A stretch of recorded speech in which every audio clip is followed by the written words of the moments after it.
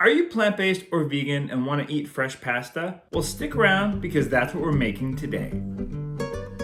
Fresh pasta using tofu instead of eggs. Pasta! You're welcome. Greetings and welcome to or welcome back to PB with Jay. Here on the channel, we do lots of plant-based fun things from recipe reviews to my own recipes, live streams, and things like this. Today, we're going to prove that fresh pasta isn't only for people who eat eggs. And I'm going to try my hand at making a gluten-free one so my wife Wooly can also join in on the fun. There's a real good chance I'm going to fail at that because I've tried a few times now and haven't succeeded. I'm using a new toy that was sent to us by our friends at Hauswirt. It's a pasta maker extension that goes onto the stand mixer that they sent us a little while back. If you are interested in either of these items, I got a link in the description down below. But before we get into the pasta goodness, I'd like to say hello to a few of us who have said hello to us down in the comments below. Tanya from Kansas, Mike and Pam from Colonial Beach, Virginia, Samantha from Fairbury, Nebraska, Kathy from Oklahoma, Tara from Atlanta, Allie from Palmdale, California, Jenna from Texarkana, Texas, Madison from Louisiana, Los Angeles, Joy from Tucson, Arizona, and Julie from Farnham, Quebec. If you would like a shout out, all you have to do is let us know in the comments down below who you are, where you're watching from, and what's your favorite pasta dish. Consider joining our members community to get a bump up on our shout out list among many other delightful perks. If you're on Instagram, so are we. Take a second, grab your phone, go to PB with Jeremy, hit that like and subscribe and stuff, and check out our little videos, our photos, recipes, all the stuff we throw up on there. And obviously, if you haven't subscribed to this channel yet, you should do that as well. Hit that like button to let YouTube know to send this to other people.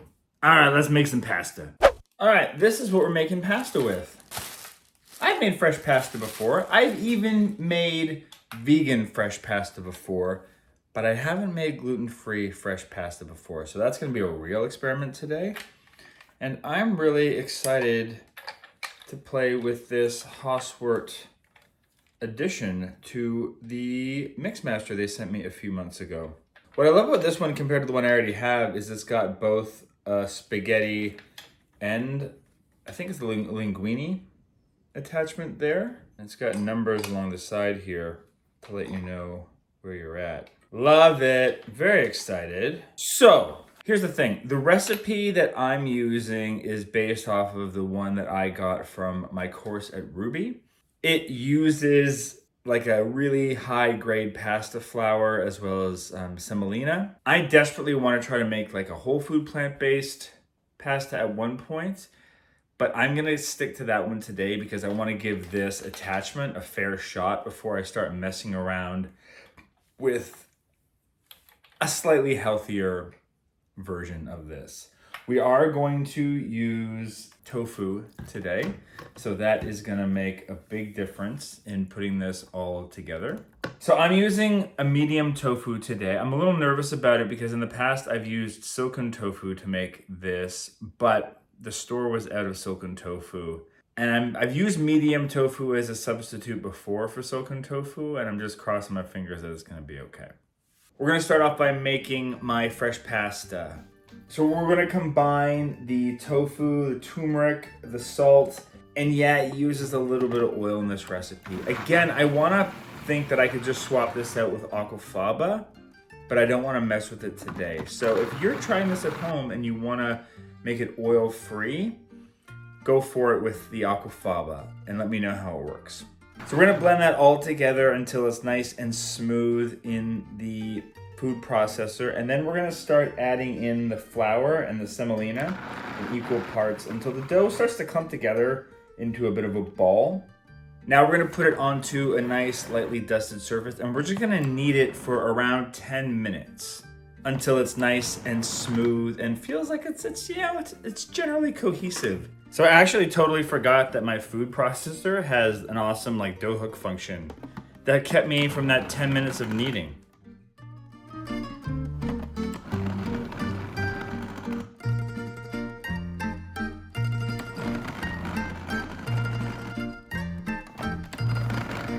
So this is pretty beautiful elastic dough.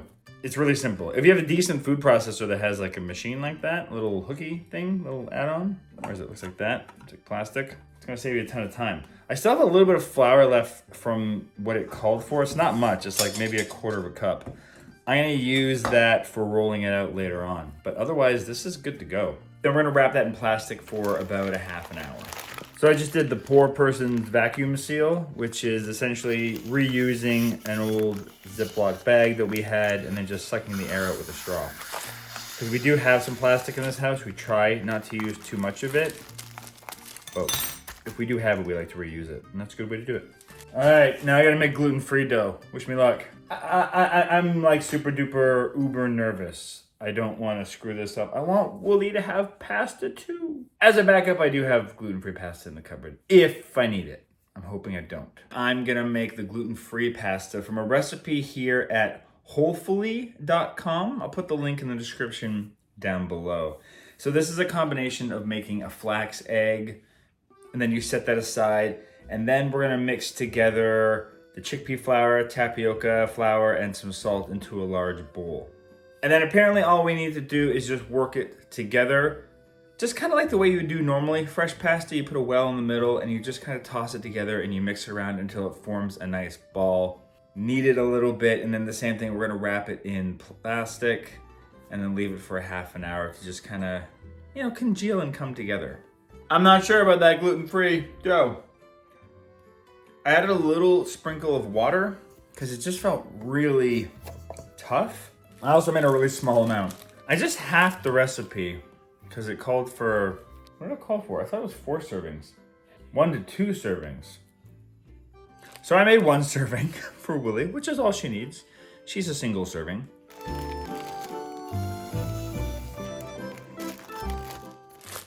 I don't know. I might even just roll this out. I'm not assuming the machine can handle this. Probably gonna do this second, because I'm a little nervous that it'll gum up the machine. And we just got it. I don't want to bust it. This will be a real test of that machine. So to attach this to the mixer, it's super, super easy. You just have to pop this off. And just like all the other things on this, it just slides into place. It's in, look at that. There's a couple different settings you can use, but really this one's just all about the speed. So if you just pick one of the manual settings over here for the attachments and use like speed setting 1 or 2, it's kind of perfect. And then we're just gonna roll out this pasta and we're gonna hope for the best. We'll do one at a time. And really the trick is to kind of like roll it out flat with a rolling pin and then start to feed it down through the machine. And then you're gonna, you know, adjust this thing in the middle to make it thinner and thinner each time until it gets down to like the first or second setting, depending on how thick you want your pasta. And then when it's down there, you'll move it over and you'll feed it through the other slots. At that point, you can either, you know, hang your pasta to dry or you can put it in little nests. And this makes a ton. I forgot how much this makes. I think last time I made this, I actually froze like 3/4 of it to make another time. So it's not hard at all. Stick around for the gluten-free bit that's coming in a second. I am being forced to do this. I put Annie on pasta duty while I work on Willie's gluten-free version. It's so much fun. Watch this. Is that thin enough? Yeah, that's very satisfying. But you know what you want to do though? See how it's kind of like an oval? You want to make it more like a rectangle. So you want to... Scratch. Well, kind of. Because otherwise it's going to come out in sections. Okay. Okay? You made an oval. And you can fold it over like this. And just, you basically want to make it a rectangle. Ah! Fiesta! I made... Ah! It fell. Oh, do you get it? That wasn't supposed to happen. It's okay.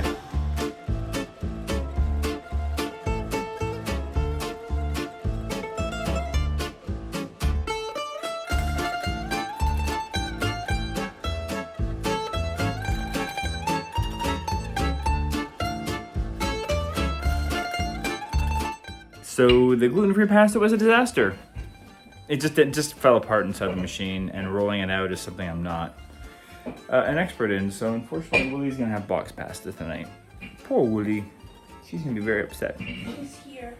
Shh, don't tell her. Mommy! Your gluten-free pasta didn't work. Sorry, Woolie. Sorry. We're gonna keep on trying for you. I honestly think I should just make one that's similar to this and just switch out the flour. Oh, it literally I think you did that once. I don't know. I'm gonna keep on trying because there's gotta be a way. There's gotta be a way. It doesn't need to cook very long at all. Like 2 or 3 minutes is all you need. So don't, leave it and walk away for a few minutes. You gotta kind of babysit that stuff. What I like about both of these pastas is they've got a decent amount of protein in it. The regular one has tofu and the other one has chickpea flour. So they've already got a decent amount of protein in it automatically. I'm not worried about adding a protein source to our pasta meal. And fresh pasta is really filling. So all we're gonna do with this is cook up some broccoli on the side. I hope you enjoyed our adventures in pasta. If you wanna see me take another stab at gluten-free pasta and hopefully this time succeed, let me know in the comments down below. Also, let me know if you wanna see me make a whole food plant-based version of this pasta. Because obviously the one that I made today was delicious, but I'd like to feel a little bit better about eating it on a regular basis. Let us know in the comments below what you thought of this video and hit that subscribe button to get more videos like this. Hit the like button to let YouTube know to share this with other people. And since you're still here, you might want to check out this video next. You might be in a little binging mode. And you can just follow YouTube's impulses and let them decide what you watch next because they're pretty good at curating your content. You know what I'm saying? May the pasta be with you.